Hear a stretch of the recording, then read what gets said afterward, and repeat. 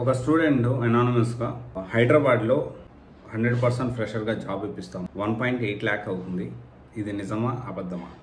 Okay, 1,80,000 కడితే ఈ కంపెనీలో జాయిన్ అవ్వచ్చా లేదా అనేది ఒక స్టూడెంట్ని అడిగాడు.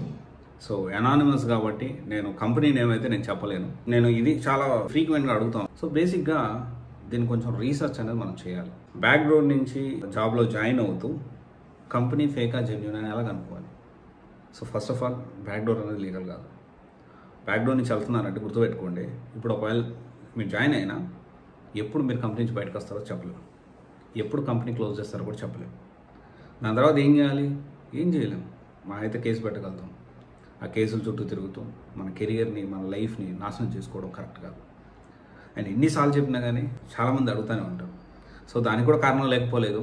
అంటే వాళ్ళని తప్పు పట్టడం కాదు, కానీ జాబ్ ఆపర్చునిటీస్ లేవు. ఒకవేళ ఉన్న హై కాంపిటీషన్ ఉంది. ఏదో ఒకటి ఎక్కడో అంటే డబ్బులు కట్టాను కానీ నాకు జాబ్ వస్తే నా జీవితం మారిపోద్ది కదా, సరే కొంచెం కష్టమైనా ఎట్లా నష్టమైనా నా కెరియర్ని స్టార్ట్ చేస్తే నేను తర్వాత మెల్లగా బిల్డ్ చేసుకోవడానికి అవకాశం ఉంటుంది, ఎంత కష్టమైనా పడతానని చెప్పి స్కిల్ నేర్చుకొని అంత కష్టపడి అలా కూడా వాళ్ళ సైడ్ నుంచి కూడా ఆలోచించాలి మనం. ఇక్కడ నేను వాళ్ళు చేసేది రైట్ అనట్లేదు. బ్యాక్డోర్ నుంచి జాబ్లో జాయిన్ అవుతూ ఈ కంపెనీ జెన్యూనా ఫేకా జనరల్గా ఏంటి అంటే మనము ఎంసీఏ పోర్టల్లో చెక్ చేయాలి. కానీ ఎంసీఏ పోర్టల్లో కూడా ఏం చేస్తున్నాడు, కొన్నిసార్లు ఈ కంపెనీ ఆల్రెడీ రిజిస్టర్డ్ కంపెనీస్ని, రన్నింగ్లో ఉన్న కంపెనీస్ని తీసుకొని ఆ కంపెనీస్ కొనుక్కొని ఒక 10, 13 లేకపోతే 9 అప్పుడు రిజిస్టర్ అయిన కంపెనీని కొనుక్కోవచ్చు యాక్చువల్లీ. సో కొంత రెప్యుటేషన్ దానికి కూడా ఇంత ఛార్జ్ అనేది ఉంటుంది. దాన్ని కూడా కొనుక్కోవచ్చు మనం. ఈ సిఎస్ వాళ్ళ దగ్గర కొనుక్కోవచ్చు మనం కంపెనీని. కొనుక్కున్న తర్వాత ఆ కంపెనీకి సంబంధించి ఏం చేస్తున్నారంటే క్రిస్టల్ క్లియర్గా కొనుక్కున్న తర్వాత వీళ్ళు పెట్టుకొనేసేసి ఒక లొకేషన్ పెట్టేసేసి కంటిన్యూస్గా ఒక పెయిడ్ గూగుల్ రివ్యూస్ ఇచ్చేసుకొని దానికి లింక్డ్ఇన్, ఇన్స్టా, అఫీషియల్ అన్ని ప్లాట్ఫామ్స్ క్రియేట్ చేసేసి దాని పేరుతో జాబ్స్ ఇప్పిస్తామని మళ్ళీ జాయిన్ అయ్యి ఒక 50 మందో 100 మందో అయిన తర్వాత మళ్ళీ బోర్డు తిప్పేయడం చాలా కామన్ జరుగుతుంది.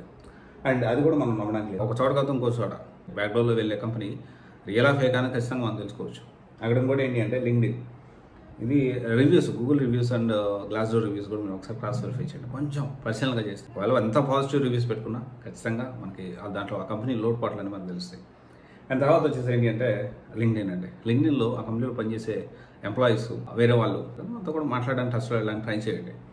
అండ్ ఆల్సో ఇన్స్టాలో కూడా ఒకసారి ఉంటే ట్రై చేయండి. ఇదంతా కూడా మనకి కంపెనీ ఇన్ఫర్మేషన్ దొరకట్లేదు, ఎంసీఏ కరెక్ట్ ఉంది, లింక్డ్ఇన్లో మనకి డీటెయిల్స్ దొరకట్లేదు, గూగుల్ రివ్యూస్లో బాగానే ఉంది, గ్లాస్డోర్ రివ్యూస్లో బాగానే ఉంది, ఇన్స్టాలో దొరకలేదు, యూట్యూబ్లో కూడా ఈ కంపెనీ గురించి ఎవరైనా మాట్లాడారా, ఏమైనా న్యూస్లో ఉందా, ఇవన్నీ చెక్ చేసుకున్న తర్వాత అప్పుడు కూడా అంటే ఈ లింక్డ్ఇన్లో అన్ని దాంట్లో ఈ కంపల్సరీ ఎంసీఏ ఖచ్చితంగా చెక్ చేయాలి, లింక్డ్ఇన్లో ఖచ్చితంగా చెక్ చేయాలి, and Glassdoor reviews, Google reviews ఖచ్చితంగా చెక్ చేయాలి. అండ్ తర్వాత వచ్చేసి ఇన్స్టాలో చెక్ చేస్తే చేయొచ్చు, లేకపోతే లేదు. బట్ ఈ 4 అయితే కంపల్సరీ. అంటే portal, official ministry of corporate affairs portal ఒక ఎంసీఏ పోర్టల్ ఒకటి, లింక్డ్ఇన్ ఒకటి, తర్వాత రివ్యూస్ ఒకటి, Google review and Glassdoor review. వీటిల్లో కూడా మీకు దొరకట్లేదంటే so better you wait, so not to proceed. Okay, you better wait చేయండి, అడుగు ముందుకు వేయద్దు. ఆ తర్వాత మీరు అప్పటికి లేదు ఖచ్చితంగా నాకు ఇబ్బంది ఉంది జాయిన్ అవ్వాలి అనుకుంటే ఒకసారి ఆ కంపెనీలో ఆ టైమింగ్స్ తెలుసుకొని అసలు ఆ లొకేషన్ ఏంది, ఓకే, సైలెంట్గా అక్కడికి వెళ్ళి ఒక నార్మల్గా ఒక పర్సన్ లాగా వెళ్ళి అక్కడ వాళ్ళ టైమింగ్స్ వేసుకొని వాళ్ళ ఆఫీస్కి వెళ్ళేవాళ్ళు, వచ్చేవాళ్ళు, అక్కడ వాచ్మెన్తో కొంచెం దాని మీద నిఘా పెట్టేసేసి అలాగా, అంటే వాచ్ సినారీలో చెప్తాను, అలాగా అయినా మీరు ఇన్ఫర్మేషన్ అక్కడ ఉన్న ఎంప్లాయీస్ మాట్లాడితే మీకు ఇన్ఫర్మేషన్ వచ్చేస్తుంది.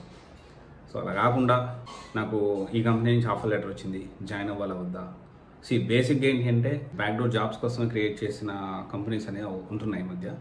కొన్ని డబ్బులు తీసుకుంటారు, సో తర్వాత చీటింగ్ కేసు అనేది ఇంకా తెలిసిందే కదా, తొందరగా న్యాయం జరగదు, టైం పడుతుంది. చాలా కంపెనీస్ ఉన్నాయి, ఇన్సోఫీ అని, తర్వాత ఇనోహోమ్ అని, చాలా కంపెనీస్ రీసెంట్ డేస్లో మోసం చేసి 100 మందితో డబ్బులు కట్టించుకొని. సో అందుకని మనం ఆలోచించి డెసిషన్ తీసుకోవాలి. ఒకవేళ ఈ ప్రాసెస్లో మీకు అర్థం కాకపోతే మీరు డైరెక్ట్గా మనం కాంటాక్ట్ అయ్యి ఈ కంపెనీ గురించి కొంత రీసెర్చ్ చేసి పెట్టండి, ఇది జెన్యూనా కాదా అంటే నేను ఖచ్చితంగా మన పర్సన్ పంపించి ఈ ప్రాసెస్ అంతా కూడా నేను చేయించి పెడతాను. అలాగే ఎవరైనా వెళ్తా ఉంటే ఖచ్చితంగా మీరు ట్రై చేయండి. డెఫినెట్లీ నేనైతే ఒక మనిషిని పంపించాలి, ఇదంతా ప్రాసెస్ చేయాలంటే ఖచ్చితంగా ఛార్జ్ తీసుకుంటాను. ముందు మీరు ట్రై చేయండి అసలు జెన్యూనా కాదని మీ సొంతంగా. నేను ప్రాసెస్ అయితే మేము చేసే ప్రాసెస్ కూడా ఇది కాదు, ఇంకొంచెం ఏంటంటే మనం కొంచెం ముందుకెళ్ళి మనకు తెలిసిన ఆ చుట్టుపక్కల తెలిసిన కంపెనీస్, ఆ చుట్టుపక్కల లోకల్ పర్సన్స్తో ఇంకొంచెం కనెక్ట్ అవుతూ అండ్ మన సర్కిల్లో అందరితో మాట్లాడి, కన్సల్టెన్సీ కొంత సర్కిల్ ఉంది మనకి, ఆ సర్కిల్తో వాళ్ళు మాట్లాడి కరెక్ట్ అయినా కాదా ఎంత ఇన్ఫర్మేషన్ కొంచెం స్టెప్ ఒక 2 స్టెప్పులు ఎక్కువ వేస్తాను. ఇదైతే ఆలోచించి ప్లాన్ చేసుకోండి, డెసిషన్ తీసుకోండి. Okay, thank you. This is Raj signing off.